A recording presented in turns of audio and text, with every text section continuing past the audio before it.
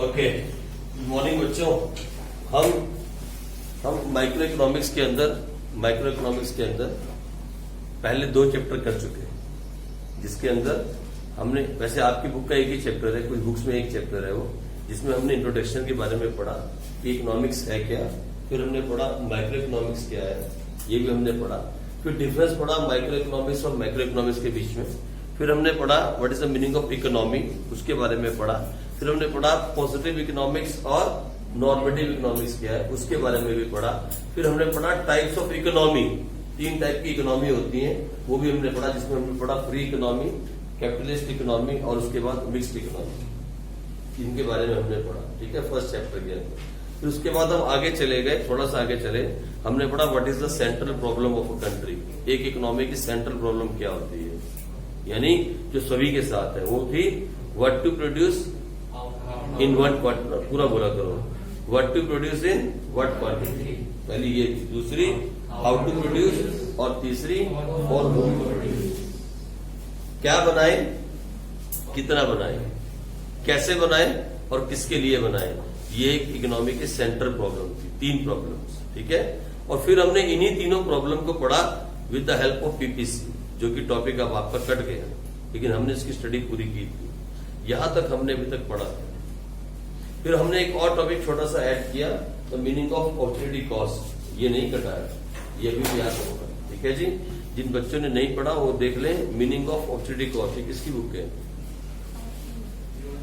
Meaning of opportunity cost. ठीक है जी, इसको भी हमें पढ़ना था। फाइन, ये भी हमें करना है ना। ये हमने, आप लोगों ने जिन्होंने नहीं किया उसको करना है। पीपीसी छोड़ देना पर अपॉर्चुनिटी कॉस्ट कर लेना, उसे मत छोड़ देना। ठीक है, ये भी पेपर आ सकता है।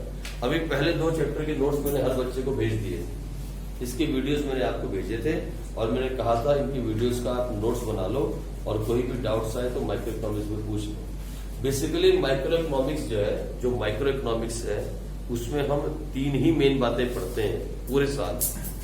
हम 3 लोगों के बारे में पढ़ेंगे, एक कंज्यूमर, एक सप्लायर और तीसरा मार्केट। कंज्यूमर का काम है कंज्यूम करना, खाते रहना और डिमांड क्रिएट करना। सप्लायर का काम है बनाते रहना और मार्केट में सप्लाई करना।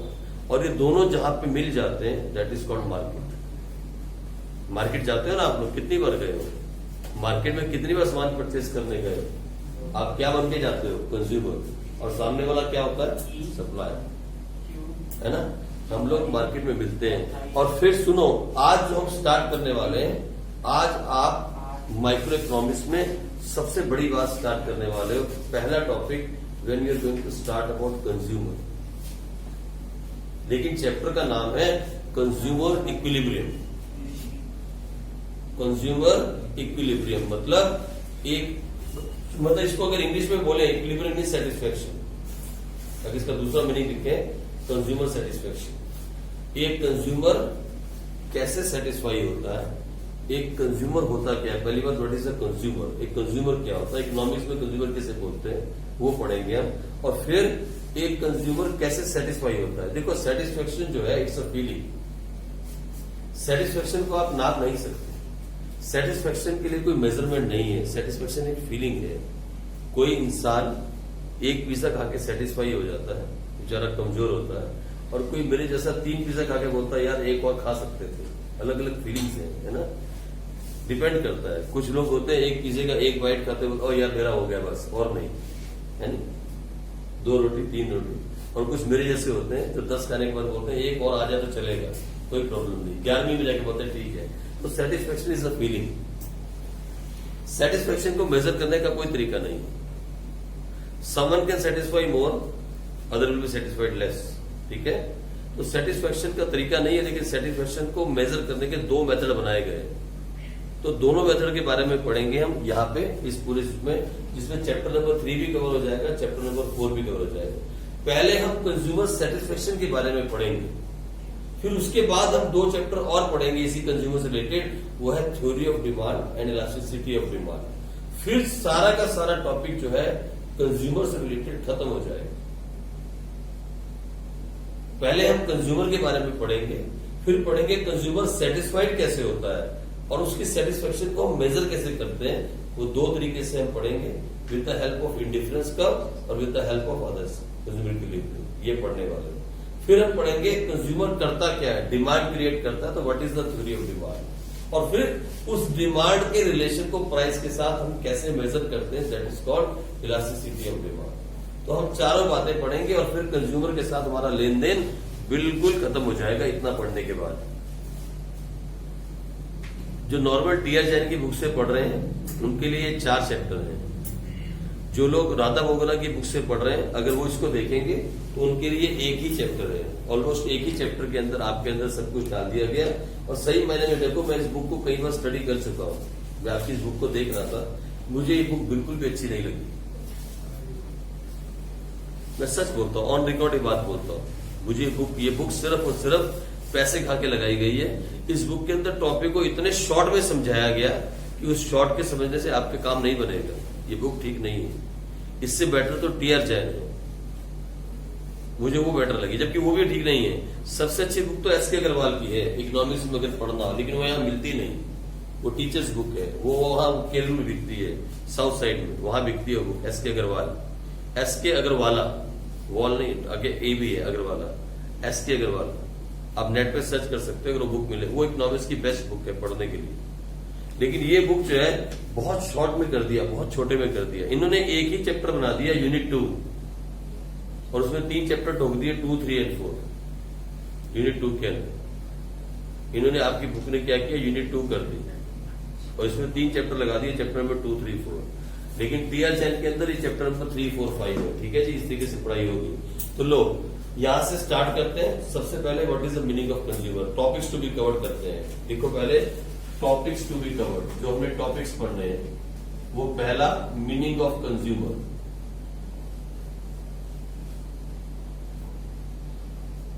अब यहां से ना थोड़ा माइंड लगेगा, थोड़ा दिमाग लगेगा, आप घबराना नहीं। अब माइंड का यूज होगा इकोनॉमिक्स के अंदर। अभी तक जो पढ़ रहे थे स्टैट इकोनॉमिक्स के अंदर इतना दिमाग नहीं लग रहा था, वो सिंपल बार डायग्राम और ये बातें सब चल रहा था। लेकिन अब दिमाग की काम है, तो इसको आप अलर्टनेस के साथ करना और बीच में मिस मत करना चैप्टर, छुट्टी मत मारना। छुट्टी मारी और हाथ से चैप्टर निकल जाएगा। ठीक है, तो सबसे पहले मीनिंग ऑफ कंज्यूमर, फिर उसके बाद meaning of equilibrium, second topic ये करेंगे मीनिंग ऑफ इक्विलिब्रियम, ये क्या होता है। फिर तीसरा लिखेंगे हम meaning of utility, meaning of utility मतलब satisfaction,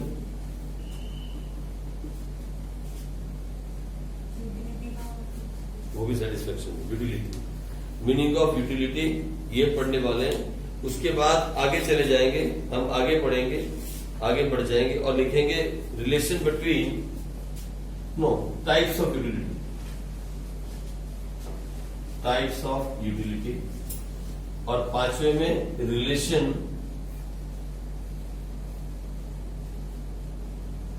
between total utility and marginal utility.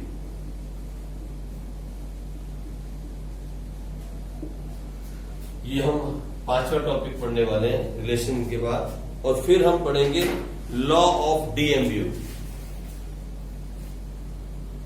Law of DMU means decreasing marginal utility, या इसे डिमिनिशिंग मार्जिनल यूटिलिटी भी लिख सकते हैं। आप लिख लो, लॉ ऑफ डीएमयू का मतलब है डिमिनिशिंग, घटती हुई, डिमिनिशिंग मार्जिनल यूटिलिटी।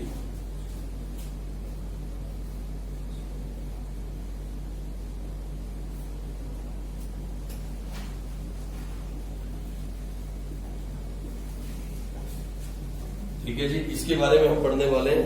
उसके बाद हम आगे चले जाएंगे, फिर हम पढ़ेंगे meaning of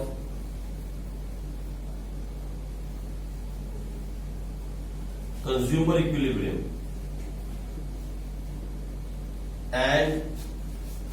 and it's 2 approaches.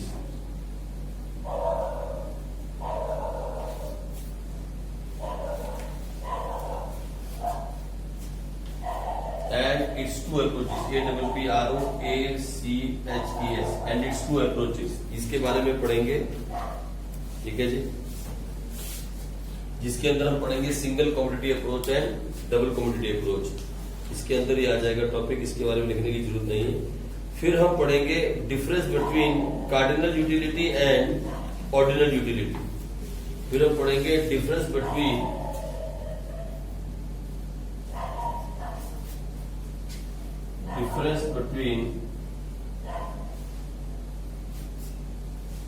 Cardinal utility and ordinal utility. यहाँ पे जब टाइप पढ़ेंगे ना, दो टाइप्स आ जाएंगे, CARDINAL कार्डिनल, कार्डिनल CARDINAL बहुत बार लिखा जाएगा कार्डिनल यूटिलिटी है ये वाला। और यहाँ पे जाके चैप्टर खत्म हो जाएगा, ये चैप्टर यहाँ खत्म हो जाएगा। इसके बाद इसी का अगला पार्ट आ जाएगा इंडिफरेंस का, दैट इज चैप्टर नंबर 3।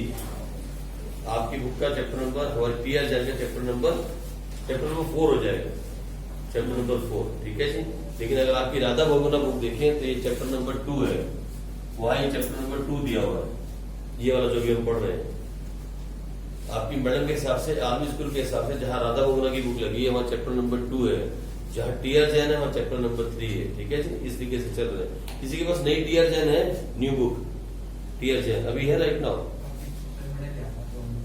नहीं कोई बात नहीं, फिर कल लेके आना। ये है ना, ये आगे दे, ये कौन सी है? TR जैन, यही है। ये स्टैट इकोनॉमिक्स है यार,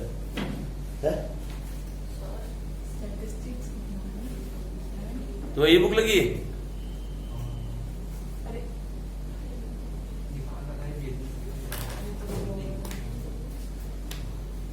तुम्हारे पास तो मैक्रो इकोनॉमिक्स है ही नहीं।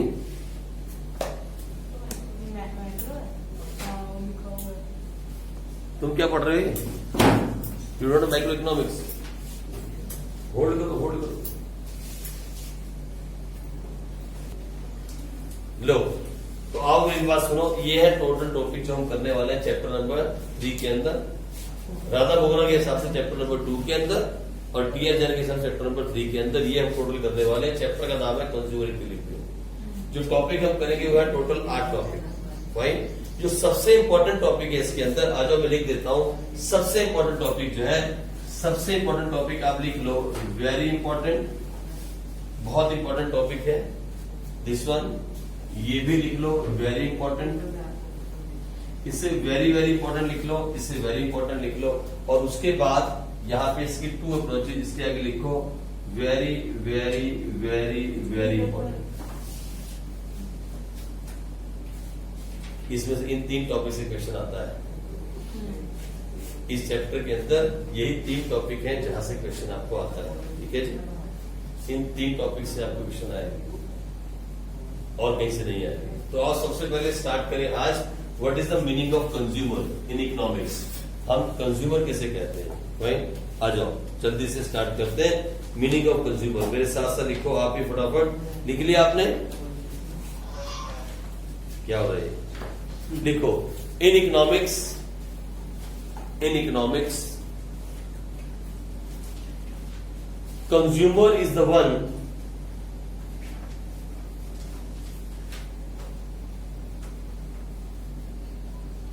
who take decisions, is the one who takes decision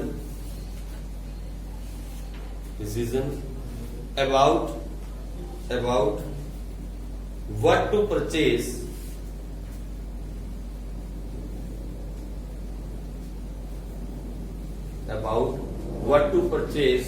for the satisfaction of his wants.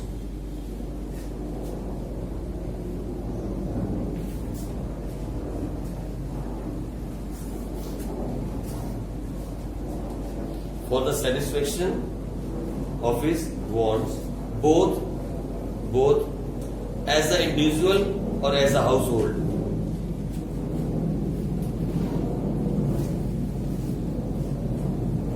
As an individual or as a member of household. ठीक है जी? An individual and member of household. ठीक है जी? As an individual or a member of household. अब सुनो मेरी बात, एक consumer बहुत छोटी सी डेफिनेशन है इकोनॉमिक्स के अंदर। एक आदमी, एक इंसान या एक घर का मेंबर, वो इंसान जो ये डिसाइड करे कि उसे क्या परचेज करना है, टू सेटिस्फाई हिज वांट्स, अपनी जरूरत को सेटिस्फाई करने के लिए उसे क्या चीज परचेज करनी है, जो इसका डिसीजन खुद ले सके, वही एक कंज्यूमर है। और हम इकोनॉमिक्स में मान के चलते हैं that each and every consumer is a rational consumer. लिख लो आप, we believe that in economics, we believe that each and every consumer is a rational consumer.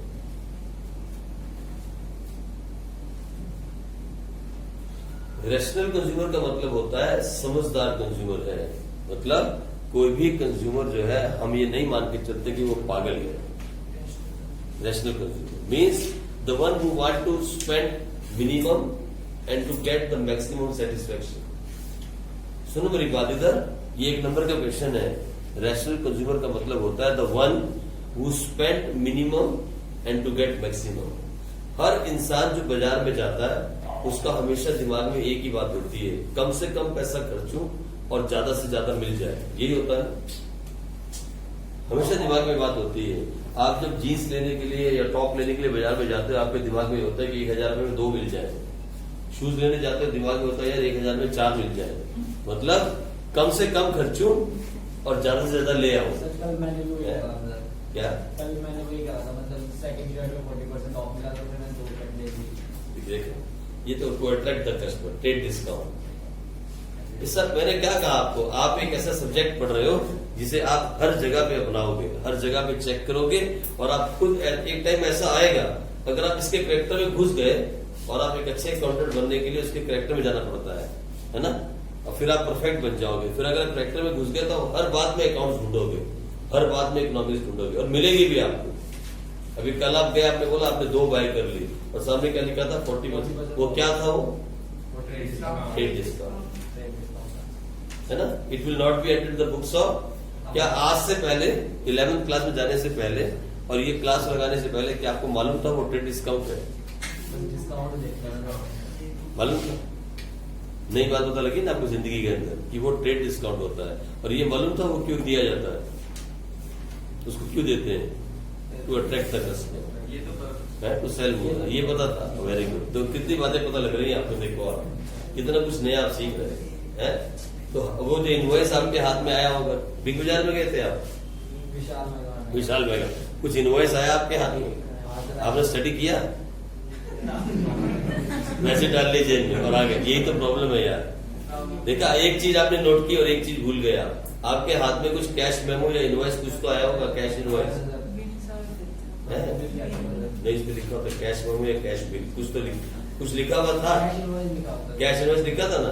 फिर आपने पढ़ के देखा उसमें क्या क्या लिखा था? उस पर बिग बाजार का एड्रेस था, आपका एड्रेस था, आपका फोन नंबर था, क्या आपने बाय किया वो क्वांटिटी थी, वो अमाउंट था, वो टोटल अमाउंट था, नीचे टैक्स था, CGST, SGST था कि नहीं सब कुछ, और नीचे लिखा था दोबारा फिर कम मिलोगे, लिखा था ना, सबसे नीचे लिखा होगा कम अगेन, लिखा था कि नहीं? वो सारी बातें लिखी होती है ना। फिर आपसे कहा जो दोबारा पैसे खर्चने कब आओगे तब हम आपको लूट पाएंगे, ऐसा भी लिखा होता है लास्ट में। तो सारी बातें होती हैं। आप जो सब्जेक्ट पढ़ रहे हो ना, इतना अच्छा सब्जेक्ट है कि जहां भी आप दुनिया में जाओगे ना, अपनी लाइफ के अंदर आप इस सब्जेक्ट को पाओगे, आपको लगेगा एक डायनेमिक सब्जेक्ट है, लाइव सब्जेक्ट है। अकाउंट्स एक ऐसा सब्जेक्ट है जिसके अंदर बंदा डूब जाए, डिप हो जाए, तो फिर इसको पढ़ने का इतना मजा कि एक नशा है। ये एक नशा है जो उतरता नहीं है जल्दी से, अगर चढ़ जाए।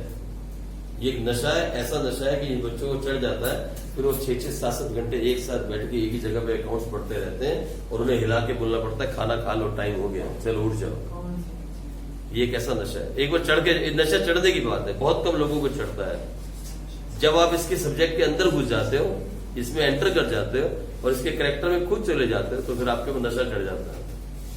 कई लोगों को पंजाबी गाने सुनने का नशा होता है ना, कईयों को आवारागर्दी करने का नशा होता है, कईयों को मार्केट में घूमने का नशा होता है। देखा आपने, ये भी एक, वो डेली जाना ही जाना है मार्केट, चलिए यार गेड़ी मार के आते हैं, बिना गेड़ी मारे उनका काम नहीं होता। देखा आपने, कुछ बच्चे ऐसे होते हैं, शाम को अगर गेड़ी मार के ना आए तो उनको उनकी रोटी हजम नहीं होती है, गेड़ी मार देंगे। ऐसे ही कुछ बच्चे ऐसे हैं जो अकाउंट्स ना पढ़ लेना 5-6 घंटे, उनका दिन नहीं निकलता। ये नशा है, और ये इकोनॉमिक्स के साथ भी है।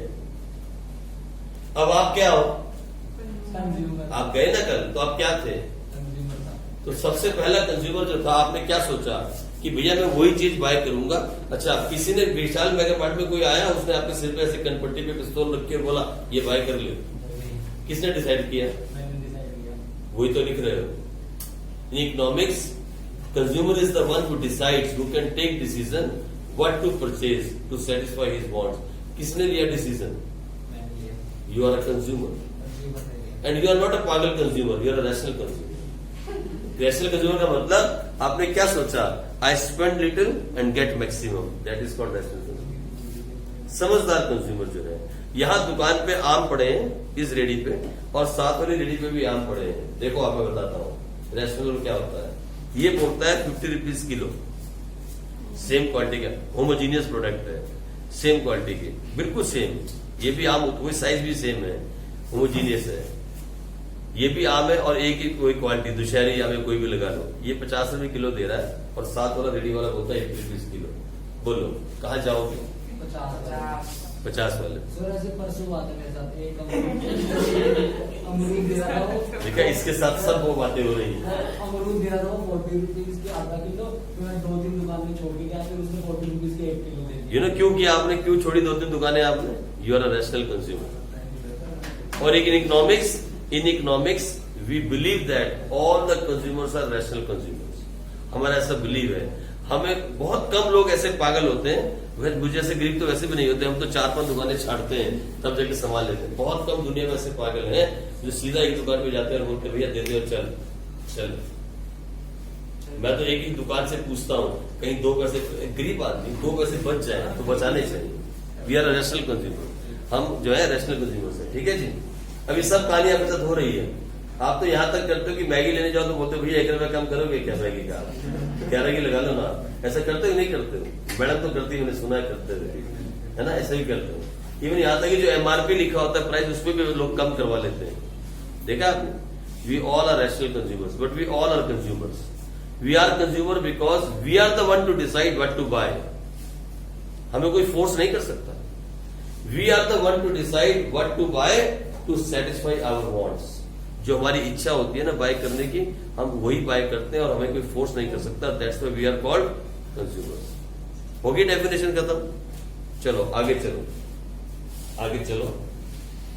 Explain the meaning of equilibrium. पहला टॉपिक हो गया।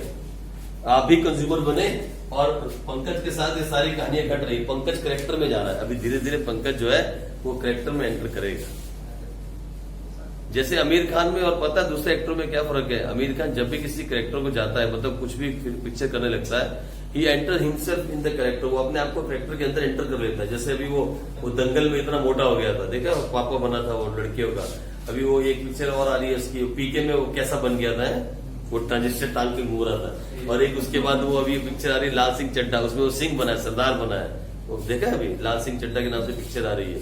उसमें उसने ऐसे पेट, मेरी तरह पेट निकाले, क्योंकि सरदारों के पेट निकले होते हैं ना, ऐसे पेट निकाल लिया और ऐसे बेल्ट है ऐसा किया हुआ। मतलब वो कैरेक्टर के अंदर घुस जाता है और इसको बोलते हैं मिस्टर परफेक्ट। वो परफेक्ट है एकदम। और उसकी हर पिक्चर क्या होती है? हर पिक्चर उसकी हिट होती है। उसकी हर पिक्चर हिट होती है। उसका रीजन ये है कि वो कैरेक्टर के अंदर एंटर कर जाता है। और जो बच्चा भी कैरेक्टर में चला जाए, अकाउंट्स में अकाउंटेंट बन जाए, इकोनॉमिक्स में इकोनॉमिस्ट बन जाए, हर बात को उस हिसाब से सोचे, तो फिर वो भी टॉप करता है, वो भी टॉप करेगा। तो आप कैरेक्टर में घुस जाओ। हर जगह अकाउंट्स है। सुबह से लेकर शाम तक जो आप कर रहे हो हर जगह पे अकाउंट्स है। मम्मी ने थप्पड़ मारा तो क्या? डेबिट वर्ड कम्स इन, थप्पड़ आया, थप्पड़ अकाउंट डेबिट, गया क्या? आंसू टू आंसू, बन गया अकाउंट है। खाना आया टेबल पे, मम्मी इसकी भी एंट्री होती है। देखो मम्मी ने टेबल पे खाना लगाया तो क्या आया आपके पास? खाना आया। अब खाना अकाउंट डेबिट, गया क्या? भूख चली गई ना, खाना खाया और भूख खत्म। अगर भूख होगी तो अरे बुरी बात है। अगर मगर की कोई जगह नहीं अकाउंट्स में। तो अकाउंट्स की बात, हर जगह पे अकाउंट्स। घुस जाओ अकाउंट्स के अंदर, dip yourself in the books of accounts. ऐसे जैसे वो क्रीम में देते हैं, क्रीम के अंदर चॉकलेट में ऐसे डिप करते हैं और फिर ऐसे निकालते हैं आइसक्रीम। पूरी की पूरी आइसक्रीम में चॉकलेट लग जाती है।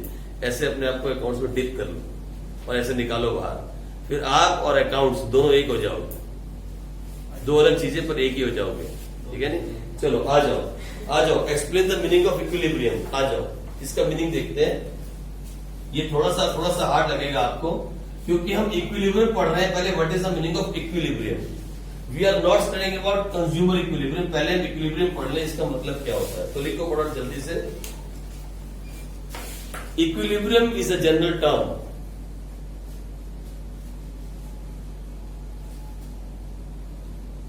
Equilibrium is a general term. It is not associated with consumer only.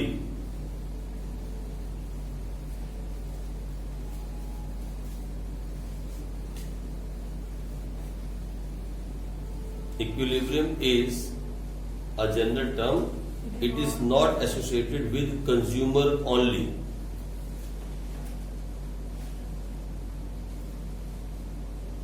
It is not associated with consumer only. किसके? उनके पास है, नहीं दे रहे ना बच्चे, नहीं मिले आपको नोट्स बीएसटी के। आज आते थे, आज देखते इनको आते 12th क्लास वालों को। आज मैं लिख के खबर लेता हूँ। इसमें जो सबसे अच्छे ये बैठा गया, जो सबसे अच्छे नोट्स बनाते थे ना, वो शिवानी दीदी थी। शिवानी दीदी वो गई हुई है हिमाचल, उसके घर में सब कुछ पड़ा है। जो सबसे अच्छे नोट्स प्रिपेयर करते थे, जैसे एक बच्चा होता है ना, बहुत अच्छे नोट्स बनाते हैं इशू के साथ। वो शिवाजी के पास ऐसा है, और वो इशू के नोट्स वो ले गया था हरमन बेवकूफ, वो फेल हो गया था बीएसटी में। पता नहीं ना, यहाँ पे बुलाते रहे आजा आजा। लास्ट के 6 महीने क्लास लगाई थी, सुबह 5 बजे। बोलता मैं उठ नहीं सकता हूँ, बीएसटी में कंपार्टमेंट आ गई। तो उसके बाद वो नोट्स ले गए और उसे गुम कर दिया। कौन हैप्पी कौन है?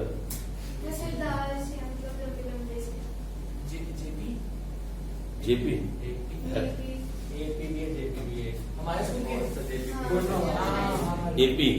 एपी है। उसने भी रेगुलर नहीं रखा बेटे। वो भी सुबह सुबह कभी आ पाता था, कभी नहीं। आप पढ़ा जरूर है, वो पास हो गया, कोई प्रॉब्लम नहीं, लेकिन रेगुलर नहीं था। ये was not a regular student. सबसे बेस्ट इशू और शिवानी, कभी छुट्टी नहीं मारी आज तक, एक भी छुट्टी नहीं की पूरे साल। वो सबसे बेस्ट है। आ जाओ, तो लिखो क्या लिख रहे थे हम। Equilibrium is a general term. It is not associated with consumer only. We can define the equilibrium in 2 ways. We can define equilibrium in 2 ways. हम equilibrium को 2 तरह से define कर सकते हैं। हम equilibrium को 2 तरह define कर सकते हैं। Number 1, equilibrium as a state of rest. बहुत गौर से समझना, अब समझने वाला काम स्टार्ट हो गया। ठीक है जी। इक्विलिब्रियम को 2 तरह से डिफाइन कर सकते हैं। Equilibrium as a state of rest.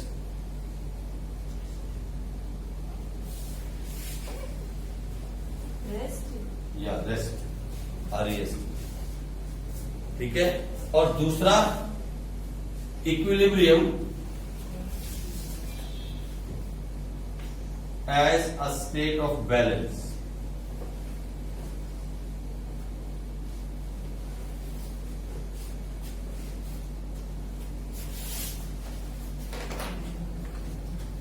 Equilibrium as a state of rest. Rahul अगर उस टाइम बात करेगा ना, तो अभी चैप्टर हाथ से निकल जाएगा। अभी चैप्टर की शुरुआत पहले टॉपिक है, जहां में दिल दिमाग लगाना है, इससे और इससे मिला के पढ़ना है, तब समझ में आएगा। अगर बात करता है तो हाथ से निकल जाएगा। Equilibrium as a state of rest and equilibrium as a state of balance. Book में नहीं है ये, छाट लो अभी, छाट लो, सामने किताब है।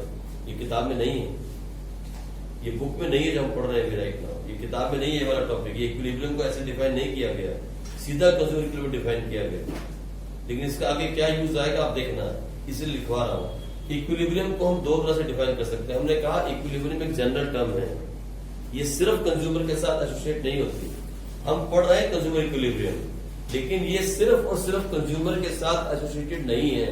ये एक जनरल टर्म है, हम कहीं भी कोई भी इक्विलिब्रियम में आ सकता है, लेकिन 2 तरह से। Equilibrium as a state of rest और equilibrium as a state of balance. तो आप पहले इसको लिखते हैं, what is the meaning of equilibrium as a state of rest. लिखो जल्दी से। It is the state, it is the state, एक ऐसी position when the action of an individual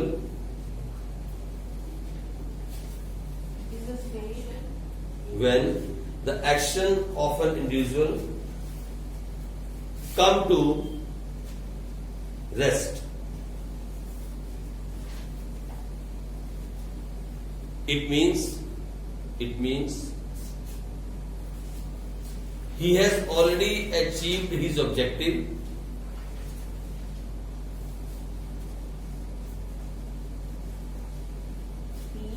He has already achieved his objective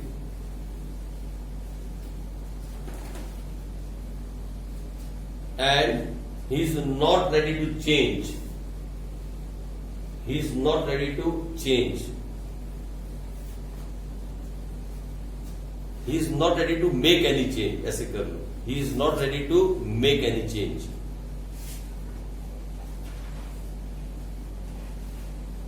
ठीक है जी. मतलब कोई भी इंडिविजुअल या कोई भी एंटिटी जब एक जगह पे आके रेस्ट में आ जाए और चेंज को एक्सेप्ट ना करे, that is called equilibrium as a state of rest. मतलब resting position. State of rest का मतलब है resting position. Means sorry example लिखवाने वाला हूं. मतलब कहने का मतलब कोई इंडिविजुअल या कोई एंटिटी या कोई बिजनेस या कुछ भी एक ऐसी जगह पे आ जाए जहां से फिर वो चेंज एक्सेप्ट ना करे, अब वो उसे बदलना नहीं चाहता. यानी एक बिजनेस के लिए अगर हम बिजनेस की बात करें, वो इक्विलिब्रियम पोजीशन क्या होगी? Maximum profit. जब एक बिजनेस अपने बिजनेस में मैक्सिमम प्रॉफिट कमाना शुरू कर देता है, he does not want change now. कोई आदमी ऐसा है जो कहेगा मैं कम प्रॉफिट कमाना चाहता हूं? कोई भी नहीं कहेगा. That is called the state of rest. अब वो उससे नीचे नहीं आना चाहता और उसे मालूम है ये मेरा मैक्सिमम है. That is called the equilibrium. एक बच्चा 100 में से 100 नंबर लेने के बाद अब 101 नहीं ले सकता. The marks 100 is the state of rest. He doesn't want a change. इसके ऊपर वो जा नहीं सकता, नीचे वो आना नहीं चाहता. That is for a student it's called equilibrium as the state of rest. आप समझे? मेरी बात समझे आप एग्जाम्पल के तौर पे? तो मतलब स्टेट ऑफ रेस्ट का मतलब a position of rest where you don't want to accept any change now. तो एक स्टूडेंट के लिए स्टेट ऑफ रेस्ट की पोजीशन क्या होगी? 100 मार्क्स. उसके ऊपर जा सकते हो आप, और जब वहां पहुंच जाते हो तो उसके नीचे आप आना नहीं चाहते. You will not accept 99. जब एक बार आपको 100 का स्वाद लग गया फिर आप नीचे नहीं आना चाहोगे और उसके ऊपर आप जा नहीं सकते. तो पोजीशन क्या हो जाएगी? State of rest. रेस्ट का मतलब आराम. इसके ऊपर नहीं जाना चाहता, ऊपर जा नहीं सकते, नीचे आप आना नहीं चाहते. Means you do not want to make any change in that position now. आप यहीं पे रहना चाहते हैं. That is called state of rest. लेकिन क्योंकि हम कंज्यूमर के बारे में पढ़ रहे हैं, तो for example a consumer is said to be in equilibrium. A consumer is said to be in equilibrium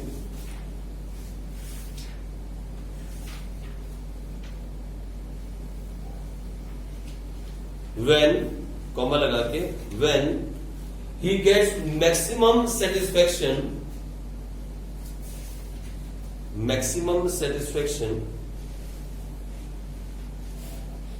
by spending his limited income.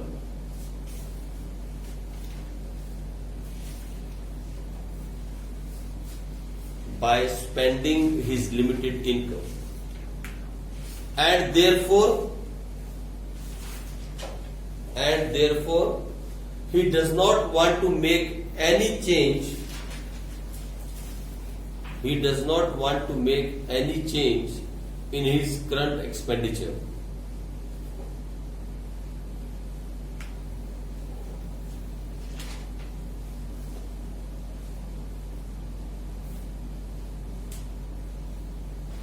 ठीक है जी.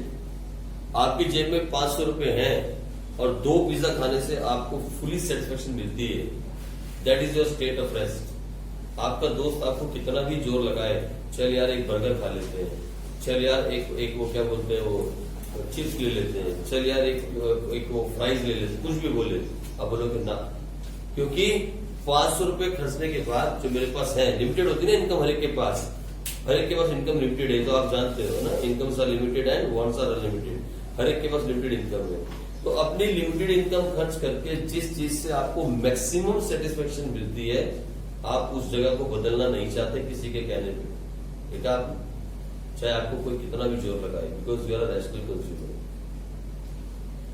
जहां पे अपनी लिमिटेड इनकम को खर्च करके आपको मैक्सिमम सेटिस्फेक्शन मिलती है, उसे कहा जाता है equilibrium as a state of rest in case of consumer. जब हम कंज्यूमर की बात करते हैं, इसकी बात कर रहे हैं कंज्यूमर की। Equilibrium as a state of rest when it's come to consumer is that state where a consumer gets maximum satisfaction with his spending of limited income and he does not want to make any change in his current expenditure। आई बात समझ में? बिल्कुल simple है, कहीं confusing है तो बताओ। Example दिया मैंने आपको। एक कंज्यूमर के लिए स्टेट ऑफ रेस्ट कौन सी जगह होगी? जहां वो कम से कम खर्चे और मैक्सिमम से मैक्सिमम उसको सेटिस्फेक्शन मिल जाए। यही बात है ना? और हर कंज्यूमर ऐसा है, आप भी ऐसे हो, मैं भी ऐसा हूं, हर एक कोई ऐसा है। ये चल रहा है आपके साथ, ये आपके साथ रियल में हो रहा है। जब कभी मार्केट जाओगे तब नोट कर लो, आप कभी आप मार्केट जाओगे तो नोट करना, आप कम से कम खर्च करके ज्यादा से ज्यादा सेटिस्फेक्शन लेना चाहते हो। यही हर कंज्यूमर है और उस सिचुएशन को बोलते हैं equilibrium as a state of rest in case of consumer. Equilibrium as a state of rest in case of student क्या है? When he get maximum marks 100, he doesn't want to change the position now, बस उसी पे rest करना चाहता है, उसके नीचे नहीं आना चाहता, ऊपर वो जा नहीं सकता। ठीक है जी। Equilibrium in case of business क्या है? When the business get maximum profit, उससे ज्यादा बिजनेस कमा नहीं सकता और नीचे वो आना नहीं चाहता, that is called maximum profit. तो हर जगह पे हमने कहा equilibrium is a general term, इसको सिर्फ कंज्यूमर के साथ मत जोड़ो, ये और भी जगह यूज हो सकती है, ये हमने पढ़ा। ठीक है जी, आ जाओ अब equilibrium as a state of balance, इसे क्या बोलते हैं? लिखो जल्दी से। क्या? देखो equilibrium as a state of rest के अंदर कंज्यूमर की अगर हम बात करें, हम बोलते हैं equilibrium as a state of rest, मतलब जहां से वो चेंज नहीं होना चाहता, ये वो पोजीशन, स्टेट मैंने पोजीशन, रेस्टिंग की पोजीशन, ये वो पोजीशन होती है कंज्यूमर के लिए where a consumer get maximum satisfaction by spending his limited income. हम ये मान के चलते हैं पूरी इकोनॉमिक्स के अंदर कि सबके पास इनकम लिमिटेड है, ऐसा एक भी कंज्यूमर नहीं है पूरे वर्ल्ड में जिसके पास अनलिमिटेड इनकम है, ऐसा हम मान के चलते हैं। और ऐसा है भी, ऐसा है भी। कोई है ऐसा जिसके पास अनलिमिटेड पैसा है? नहीं। अरे वो उसकी बात मत करो, धीरू भाई अंबानी की, उनकी मत बात करो, हम अपनी बात करते हैं। ठीक है जी। कोई ऐसा बताओ, कोई ऐसा बताओ जिसके पास अनलिमिटेड पैसा हो, जो ऐसे पैसा मार्केट में फेंकता जाए। आज तक आपने देखा है कोई? हर एक को आपने दुकान पे क्या देखा होगा? नेगोशिएट करते हुए, मोल भाव करते हुए देखा होगा। आपकी दुकान पे आके भी लोग मोल भाव करते हैं। लोगों ने क्या करते हैं? नेगोशिएट करते हैं। क्यों? Because they want to spend his limited income to get maximum satisfaction, and when they get that, जब ऐसा हो जाए, now they don't want to change that position, and that position is called equilibrium as a state of rest in case of consumer. Okay, clear? अब clear है? यहां तक clear है? चलो फिर इसके आगे हम कल करेंगे।